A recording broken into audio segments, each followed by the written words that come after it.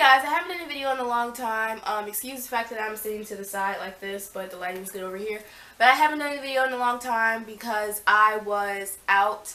I'm actually going to talk about in this video my experience in boot camp, Navy boot camp. Because I know before I dipped out, I watched a lot of videos. Excuse me. I watched a lot of videos about like Navy boot camp life and how the schedule goes and what you do. So I haven't been in boot camp since June. So basically, what situation you're probably in right now is that you're in the DEP program, you're waiting to be DEP'd out, or it's like a spur of the moment thing and you're about to be shipped off like tomorrow or whatever. So basically, I was in DEP for around 7 or 8 months. During that time, I was just basically chilling.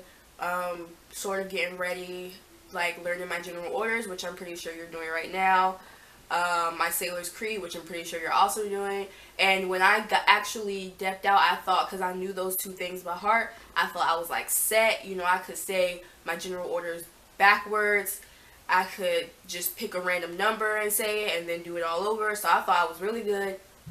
So basically, I was sent to this like hotel or whatever, stayed over there for like a night. Actually, I stayed over there for like 2 nights. So then I ended up getting on a flight to Chicago, which I'm pretty sure unless you live like really close to Chicago, you're going to be flying there. Because even somebody who lived in southern Illinois, that was around 6 hours away from Chicago, ended up still flying in. So I'm pretty sure you're going to fly in most likely. So I flew into Chicago, got there.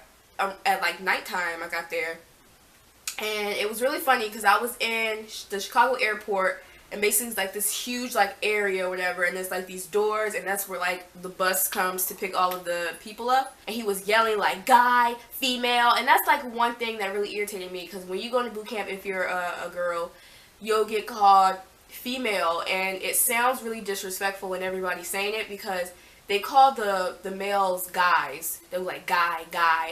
But they were like female, and it's really annoying. And I really liked when I got to the point where I was recognized by a name, like when my RDCs came to pick us up, that I'll get to later, when I was recognized by a name. But off the bat, you'll be called female, and you won't have a name. They won't really care what your name is. And so the bus came, and we all, like, they made us, like, run, like they were rushing us for no reason to get on the bus. And then basically you're on the bus with all these people, and they show, like, this video about, like, boot camp, and it looks like, it doesn't look as bad as it's going to be when you get there. So you're sitting there and you're trying to stay awake because they claim something's going to happen if you go to sleep. I nodded off a few times. And actually, now that I'm talking about it, I remember this girl who was sitting beside me, and she kept me awake. I never saw her again, actually. But she kept me awake because I was falling asleep, nodding off a little bit. Because the ride is like really long, especially because it was around nighttime and I had a long flight. So when you actually get off of the bus and you like, all of you are like, you go through this like door that you never see again. Most likely you'll never see this entrance again because I never saw it again. And then you go through and they separate you. Well, first you'll do like a urine test or whatever. But the crazy thing is that they'll take all of the girls into like this room, right? And it's like it has toilets all around with like no doors. Yeah, so after you pee or whatever in like this little tiny cup, they make you, you know, put the cap on, and then you leave, and it's basically like this big room with like chairs that look like you know, desks like in the classrooms. And you sit down and they basically have you like, it's like different lines, kind of like an assembly line, like you're like a number, you're not like a name. And then they'll like take your weight, your height, and then you'll change into like what we call the Smurfs, which is the navy pants, navy sweatpants, blue navy sweatpants, and like the yellow top that's used for PT. And then they'll give you like the blue navy sweat top, and you'll tie it around your waist. At least that's what we did. So I assume they still do it. And they'll give you like, they'll issue out your sea bag and all of the other stuff that you'll need for boot camp. And it's basically a long night, and you have everybody yelling at you and everybody calling you female, and nobody's nice or whatever. And I heard that those RDCs are kind of like the RDCs that are on hold, that are waiting to become actual RDCs that are not working at the Pearl. I'm not sure how true that is, but they're definitely, at least in my opinion, they were like 10 times meaner than the actual RDCs. But so then they make you stay up. Like, you'll be sitting in the hallway. All of you be sitting in the hallway with like your sea bag filled with stuff. And then they'll have you sitting up, I think, for like 24 to 48 hours. I heard somebody say 72, but I really don't think I was sitting up for 72 hours. But time definitely goes slow but fast at the same time. It's weird while you're sitting up during this period. And I actually had somebody that I was like watching, like when she would fall asleep, I'll like wake her up. Like, she was sitting behind me because she was my she was sitting next to me on the plane, so we got a little bit close. And so I was making sure that she stay up, she was making sure I stay up. And so you just want to make sure everybody around you is up, because if the RDCs see that, then it's like they get all upset and stuff. So basically they come and they stamp your hand with like a number. Again, you're still a number, you're not a name yet. And basically what you don't know at that time is that number is going to most likely be your division number. So I had 204 because I was in division 204.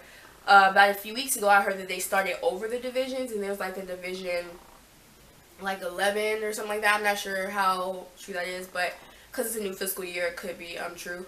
But so they stamp your hand or whatever. I was 204, and but I didn't know what it meant at the moment.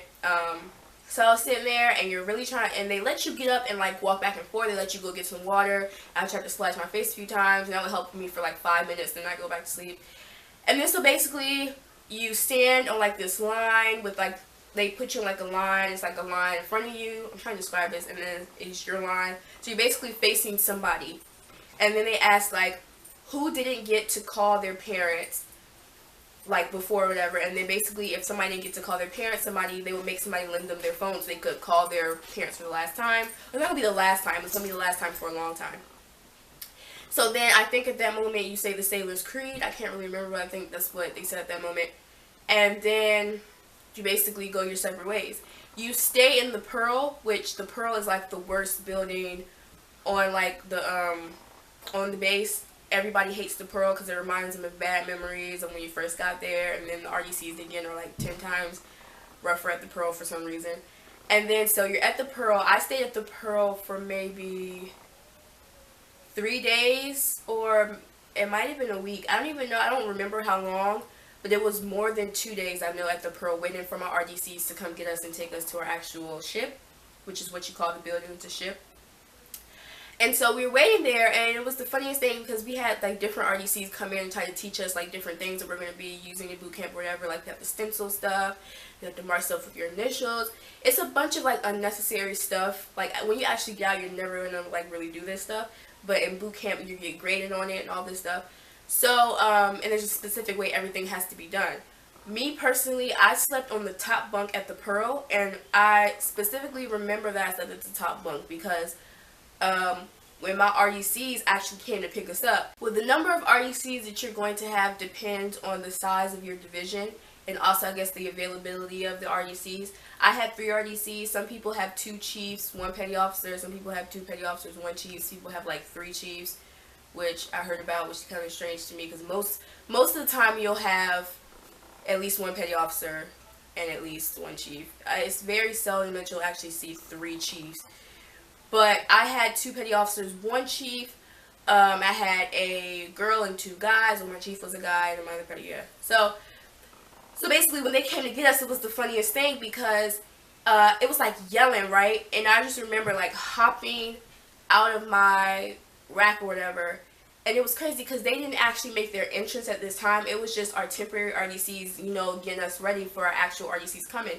So we're sitting there like with our legs crossed, sitting on the floor, you know, just sitting straight up, waiting for our RDCs to come in. And I lied to you not, they came in like this formation, like I've never seen this before. It's like this formation where they did like maybe like 5 steps. They did like a column left, and then they stopped, and then one of them did like a 1 pace forward march, and then it was like, I am, and then they said their name or whatever, and it's like, I solemnly swear, and like it was like this chant, and it was the craziest thing, one of the craziest things I've seen. It was like kind of like what's that word? It's kind of like cultish. Like, it kind of reminded me of kind of cultish. It was weird. And then the next one did like a One Pace Forward march, and then she was like, I am, and then she did the same thing. And then the chief, oh my gosh, our chief like went crazy. Like, he did his, but of course because he's a chief, he has like a little extra with his, and he just starts like yelling. He was like, I will not fail you, and just all this stuff, and we're just sitting there like, oh my gosh, and we're just sitting up there straight, like just sitting there like crisscross just straight, and they're like, get up, get your stuff ready, get up, and then he just started yelling, so everybody's just scattering all over the place. And it was the funniest thing because that morning I saw people like flying out of their racks. Like, I've never seen some of these people get up so fast because of all the yelling that was happening. So we're all trying to like get our coats on, whatever, and we're putting our sea bags on. And some people who were SIQ, you know, they can't hold their sea bag, so like one of the guys had to hold like 2 sea bags. And I remember we were just marching to our actual ship. And one of the funniest memories I have of boot camp is one guy was holding 2 sea bags, one in the front, one in the back, and the strap broke or whatever on the sea bag that was in the front, so it fell to the front. So it kind of like stopped the division sort of because he was trying to fix the strap. And then so the RDC, the female one, whatever, she's like, hurry up, fix the strap. And, you know, she's like screaming or whatever. And so he finally fixes the strap or whatever. Somebody helps him. He puts it on. She goes, go, run. So he's running like with 1 sea bag on. And if you don't know what sea bags are yet, you don't know how heavy and stuffed yours is going to be. But when you get there, you'll see it. So he has 2 of those, carrying 2 of those. He trips and falls. And I'm like, he was okay. Like, he didn't injure himself or anything. But it was like the funniest thing ever because she's yelling him to run. So when he trips and falls, I couldn't help but like snicker a little bit. But I wasn't trying to be too loud because I didn't want to be called out. And then she was like, who told you to run? Who told you to run? And that just like set me off. Like, that was the funniest thing ever because she was yelling at him to run. And then when he trips and falls, she goes, who told you to run? And that was just so funny. So we got to the division, you know, and they give you like your rack to sleep in. I think it's like alphabetical order, so I ended up like close to the girl I was on like the plane with, whatever. But they ended up switching us around because people will get asthma, which is like if you get set back a grade in school, you know, things switch up. So I ended up switching racks like towards the end of boot camp or whatever, but that was fine. I ended up not being so close with the girl that I was on the plane with, but I did end up being close with some other people. So you'll most likely meet a few good people because I was an integrated division, so there were girls and guys in our division, but we just had 2 separate houses. On one side was the girls from my division, and the other side was the girls from Brother Div, which they'll call like the division that you're kind of integrated with. They'll call it Brother Div. So yeah, basically I didn't like Brother Div's girls, hardly liked my own division's girls, but I did have a few girls I did click with. Definitely some, if I had to get some advice, the showering time, you don't have a lot of showering time in boot camp, so don't try to take like pleasure showers. Like, do that during like Saturdays, you know, because those are usually like slower days where you can just shine your boots, you know, clean your rack, you know, just slow down. Depends on your RDCs, of course, because some RDCs make their divisions do work even though it's a weekend. My RDCs didn't. They were pretty chill when it came to weekend. So basically, yeah, your shower time is like 5 to 7 minutes. Basically, they'll give like different positions within your division and within Brother Div's division, depending on like if you're integrated or not. So basically, like, they'll give a RPOC, which is like the head honcho. They'll give A-Rock, which is like she's kind of second to RPOC. He or she is second to RPOC. She or he calls cadence when you're marching. And then you'll have like laundry PO, which is like the person who deals with laundry, or you have head PO, which is the person that deals with the restrooms, or your, you know, different types of positions. Or you have tall PO, which is kind of funny. It's like the tallest guy or girl in the division who can reach like the stuff that everybody else can't reach. And they give out certain pins depending on the position, so that's pretty cool. Our RPOC in our house was Brother Div's RPOC, so she was in control of us when we were in our regular sleeping quarters. But when we went over to the male house, our actual division's RPOC was a guy. I mean, I didn't like as far as people in leadership positions, I didn't really have a problem with them. Our A-Rock got switched out later on because our RDCs claimed she had a big attitude issue, so she got switched out for another A-Rock. Pretty much what I can say about your AROC is it doesn't matter whether or not you like their singing or whether or not you even think they can sing. It's basically based off of what the RDCs want. A lot of times I've seen they'll pick somebody just because they like their aura or like personality or whatever. It has nothing to do with them singing, because I know that personally we got laughed at a lot marching down the street because our AROC was pretty bad. His voice was pretty bad. And well, our switched out AROC. Our first AROC, she had a really nice voice, but our second AROC, he was like really meek and really like quiet, and then his voice was really cracking and stuff like that. He sounded really bad, and we got laughed out by like other RDCs. We got laughed out by other divisions, and it was a constant thing, and it was pretty embarrassing. But they didn't switch him out because they liked something about him. So basically, it's like it's a process, definitely, because you'll see yourself improve on a lot of things that you didn't improve on before. You'll have a lot of inspections. I think in total you have like 7 inspections to our boot camp. They're like dress inspections, or like inspections where you have to fold your clothes a certain way. Excuse me. Or inspections where you have to fold your sheets a certain way. So, and then you'll get like, you'll advance to like guns. Like you'll be handling guns, and you'll have an inspection on how you handle a gun, which I did really well in that inspection. I think that was one of my best inspections. But so something else that I know a lot of people worry about is the swim part. About a week or 2 into actual boot camp, when your RDCs come pick you up, you'll go to, I don't remember what the ship name is, but you'll go to like a ship that's close to the Pearl, and basically has like a large swimming pool in it. It's like a really big one, and it has like a diving board that's about like, I want to say 10 feet above the swimming pool.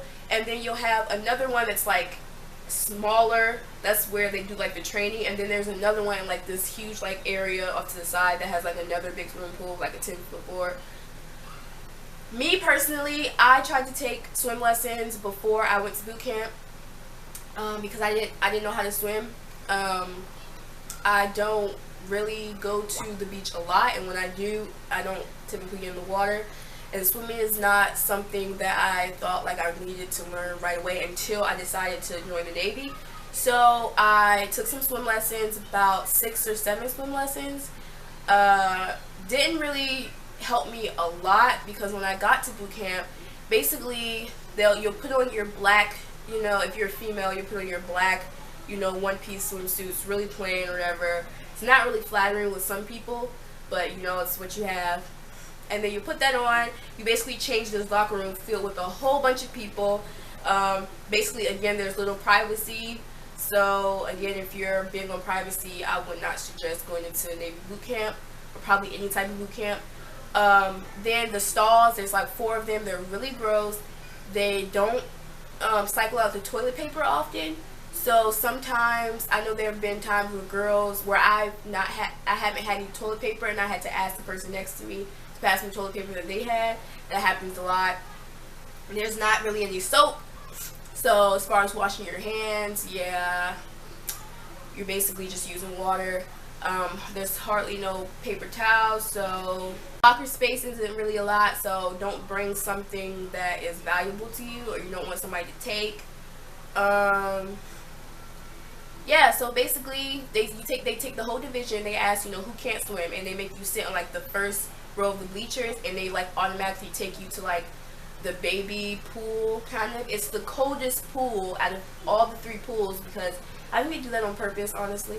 But it's the coldest pool out of all the 3 pools, and you go over there, and it's like 3 or 4 feet of water in that pool, I think. And they basically like teach you like basics like blowing bubbles.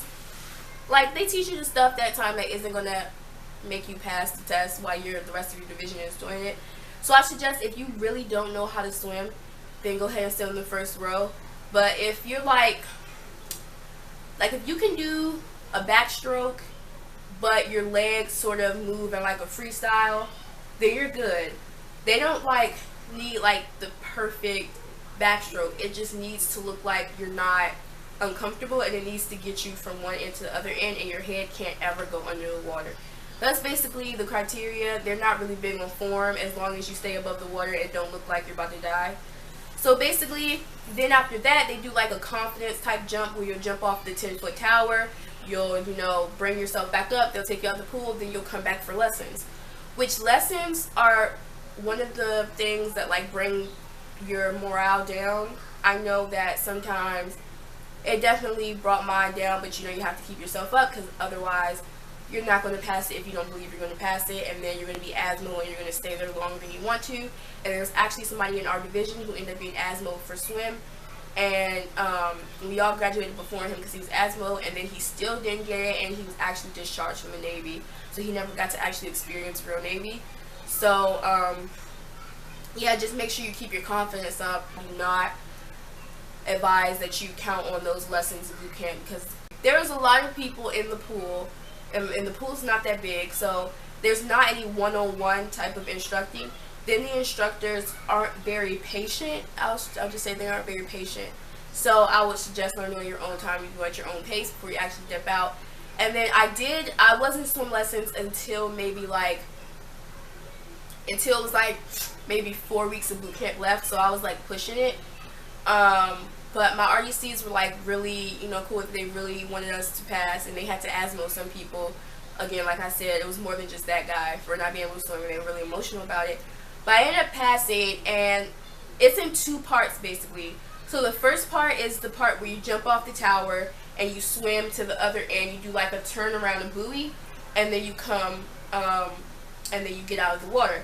The second part is the prone float, where you'll basically like lay, like you're like just dead, like they call it dead man's float, I think. You basically lay on your front, and then you like paddle like a little bit, you tread water a little bit, and then you go back down, and you do that for 5 minutes total, and then you get out the water and you pass, right? So typically they do it 2-part or in one day, but since I was doing lessons, I had to pass the first part before I could pass the second part. So after I passed the first part, and I was so excited when I passed the first part, I actually passed the swim test using the backstroke. And I basically used the freestyle legs, but with like the backstroke arm. So the backstroke, they say, is one of the easiest strokes. So again, if you don't want to be in lessons for too long, if you end up in lessons boot camp, I suggest just really mastering the backstroke. So I did the backstroke, and then I passed it. And then as far as the prone, I was still taking lessons for the prone. And then eventually I got that green stamp. You'll be so excited when you get your green stamp on your hard card. And then, you know, I was good to graduate with the rest of my division. So,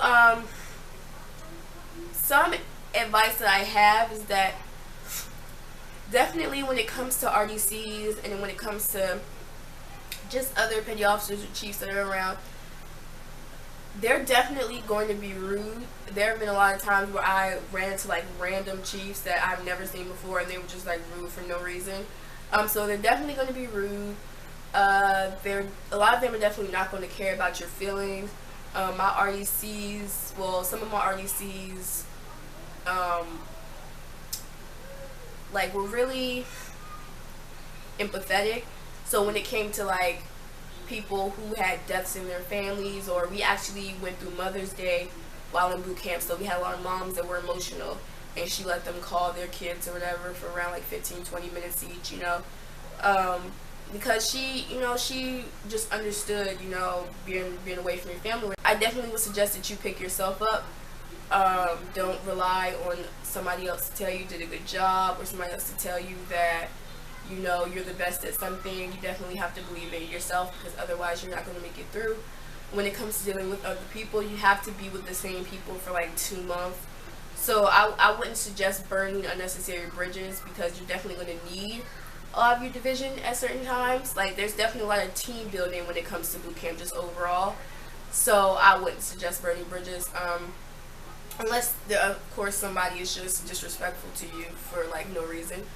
You PT a lot in boot camp, so if you're out of shape, like really bad, I would suggest like running or exercising a bit before you head out for boot camp, because you can get asthma if you do not pass your PFA, because you have like 2 of them in boot camp. No, like 2 or 3 of them. I think it's 3. And you have to pass, like the last one's the most serious one. Like if you don't pass that one, you're getting asthma. And we have people with asthma for that too. So yeah, and you can't pick who's going to be your PFA partner. So yeah, I don't know what else to say about that, but hopefully you don't get paired with somebody who is like a complete jerk.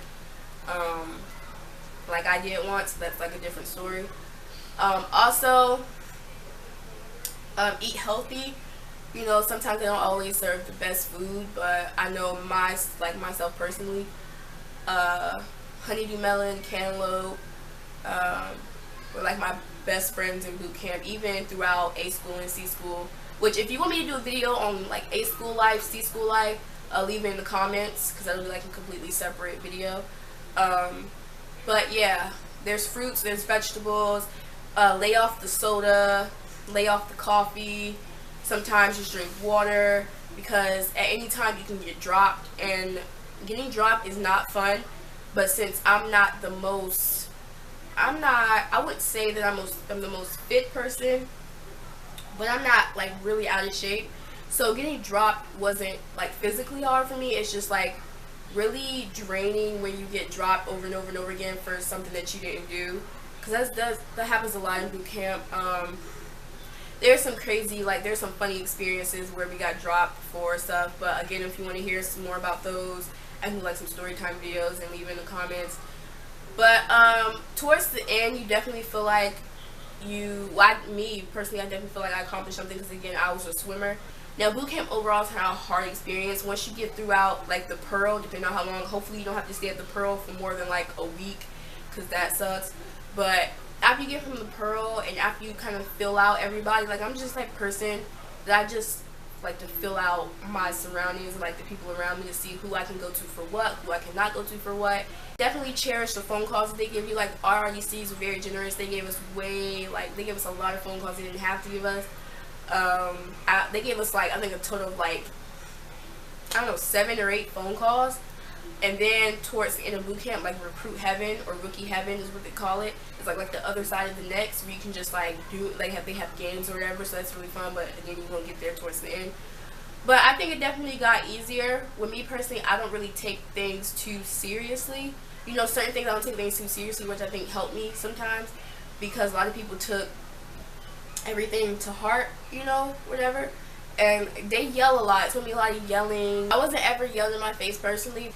You know, I mean, I did what I was supposed to do, and then I did a little extra just to show that I could do extra, because you always want to take the initiative to do a little more to show like you're really, you know, you're really about whatever's happening.